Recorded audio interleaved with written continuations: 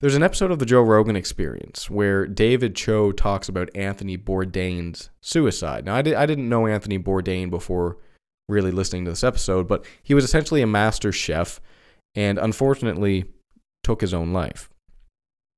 He was friends with David Choe, on the Joe Rogan Experience, and Dave talks about this in complete vulnerability on the Joe Rogan Experience, so it's definitely worth, even if you don't want to listen to that whole episode, because his episodes are like 3 hours long, it's definitely worth checking out the clip where he talks about Anthony Bourdain.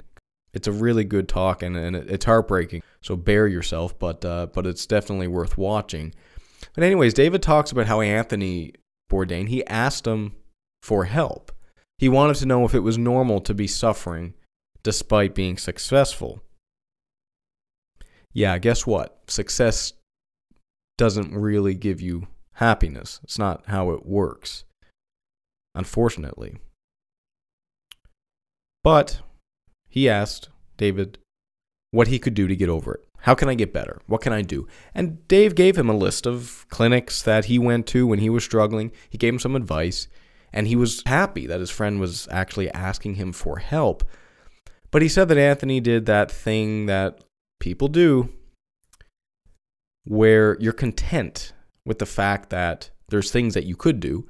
You're content with the fact that someone cares about you, but you feel like you don't actually have to do the things to make yourself better. You don't feel like you actually have to go to therapy.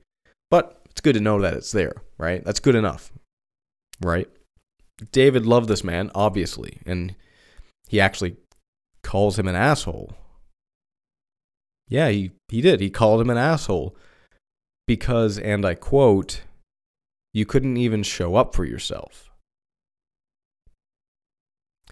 So you're suffering, and you search for answers. You search for enlightenment. You find some, or at least someone that has some of the answers that you're looking for. And nothing crazy. Just some ideas that have been around forever.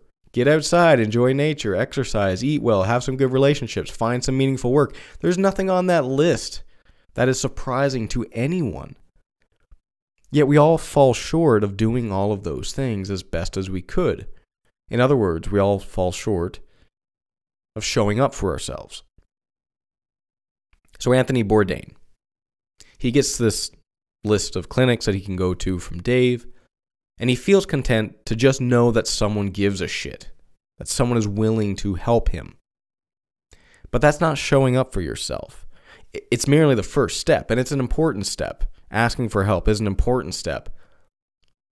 But the actions that follow, that's what showing up for yourself really means.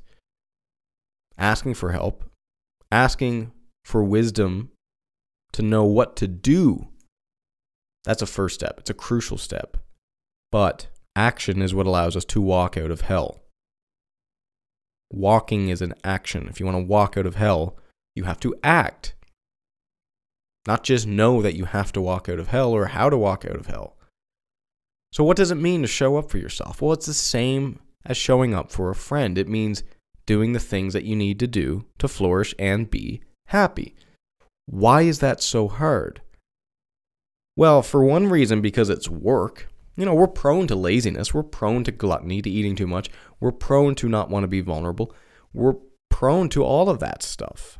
Showing up for yourself is hard because it requires work.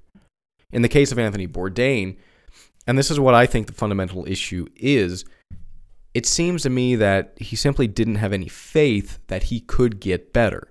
And when you feel that way, when you feel like there's nothing you could do to get better, why keep on living? You know, I heard Jordan Peterson once say, "Can you get better?" Yes, but only if you have the humility to set the bar sufficiently low. And I love that quote. I love that quote. It's so powerful. But I think there's another side to that. There's something that must come before that. Can you get better? Yes. But only if you believe that you can get better. We have no trouble looking at someone that's not ourselves and agreeing that they could get better, that they can improve their lives. If you look at someone who struggles with obesity, for example, no one has any hesitation to say, well, you could stop eating so much, you could exercise, you could maybe go to therapy and deal with the psychological issues you have that are causing you to be addicted to food. I'm not saying any of that is easy. No one would say any of that is easy. But you know that there's a path that could have this person become healthier. There is a path. There is a road. That doesn't mean it's an easy one to walk, but we could all agree that there is a road. However, we often fail to recognize that in ourselves. Why? Well, because depression and feeling down and feeling upset, they're very strong emotions, right? When you look at someone else, you use your reason. You use your rationality. When you look at yourself, you try and use your reason, but it's hard because your emotions pull you in various directions. Emotions are very strong.